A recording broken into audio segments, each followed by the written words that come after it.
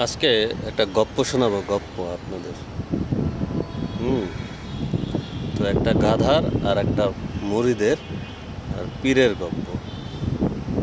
তো গপ্পটা হয়েছে এরকম: এক পীর তার মুরিদরে একটা গাধা দিছে তার উপহার স্বরূপ। হুম। তো সেই পীর সেই গাধাটারে নিয়ে ধরেন ব্যবসা করতো।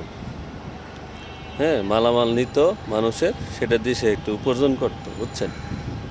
তো এখন বেশ কিছুদিন বছর ধরেন সেই গাধাটা দিয়ে ব্যবসা করছে। তো একদিন গাধা গেছে মইরা। তো মরে গেছে, এখন কি করবো গাধাটারে? তো দিছে মাটি। তো মাটি দেওয়ার পর ওইখানে একটা কবর বানাইছে রাস্তার পাশে। তো বানানোর পর এখন ওই কবরের পাশে সে ধরেন একসের কান্না করতেছে। হ্যাঁ, কান্না করতে করতে করতে মনে করেন সে সকাল থেকে তো মনে করেন রাইত হয়ে গেছে। তো মানুষজন যখন মনে করেন ওই পাশ দিয়ে যখন যাওয়া যাচ্ছে, তো দেখছে যে একটা লোক কান্না করতেছে কবরের পাশে। তো স্বাভাবিকভাবে মানুষ একটু দয়া মায়া হয়েছে। তো ওই কবরের পাশে যাওয়ার সময় যে যেভাবে পাশে সাহায্য করে দিয়ে ঘুরে গেছে, মনে করেন যার যতটুকু সম্ভব। তো তারপর দেখে কি, সন্ধ্যার পর মানে দিন শেষে চোখ খুলে দেখে তার সামনে মনে করেন অসংখ্য পরিমাণে টাকা পয়সা। এখন তো সে দেখিয়া মনে করেন সে খুব মহা খুশি। আর কি করব চিন্তা করতেছে যে এইটা তো একটা ভালো জিনিস, ভালো ব্যবসা।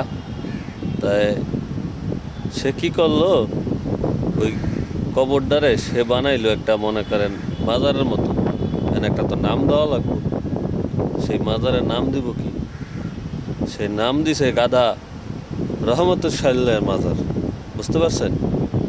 এখন তো ওইটা তো মনে করেন মানুষ দেখছে যে মাজার হয়ে গেছে, এখন তো মানুষের মনে করেন ব্যাপক পরিচিতি পেয়ে গেছে, মানুষজন আসে। তো মনে করেন আইসা টাকা পয়সা দেয়, ব্যাপক পরিচিতি হয়ে গেছে। কিছুদিন পর ওই যে পীর যে গাধাটা উপহার স্বরূপ দিছিল, সেই পীরে আবার ওই মুরিদরে ডাকছে। ডাইকে কইতেছে যে তুমি কোন পীরের পদচারণায় গেলা? হ্যাঁ, যে মাজার করলা। হুজুর, আমার আসলে কোনো পীর নাই। ওইটা হয়েছে আপনি যে গাদাটা দিছিলেন, ওই গাদাটাই হয়েছে যে ওইটার একটা মাজার শরীফ বানাইছে। ঠিক আছে। তা এখন পীর কইতেছে বেশ ভালো কথা করছো, বেশ ভালো।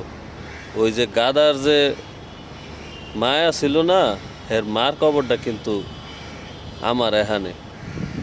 তাই এই হলো গপ্প। ঠিক আছে, গপ্পটা যদি ভালো লাগে তাহলে একটু শেয়ার করে দিবেন।